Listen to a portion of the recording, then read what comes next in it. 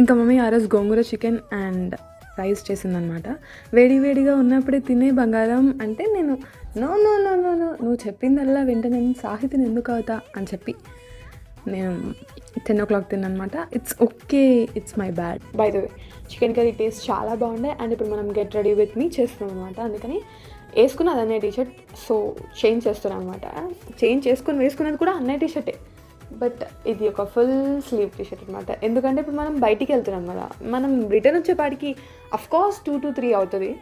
Late night కదా, చలిపెట్టొద్దు అనేసి కొంచెం ప్లానింగ్ విజన్ అంతా వాడి మరి ఒక టీషర్ట్ చూస్ చేసుకొని వేసుకుంటున్నా. అండ్ డోంట్ నో వై నా దగ్గర ఎన్ని సెట్ ఆఫ్ కమ్మలు ఉన్నా కూడా నేను అవే కమ్మలకి స్టిక్ అవుతున్నా ఫ్రమ్ ద పాస్ట్ 1 year.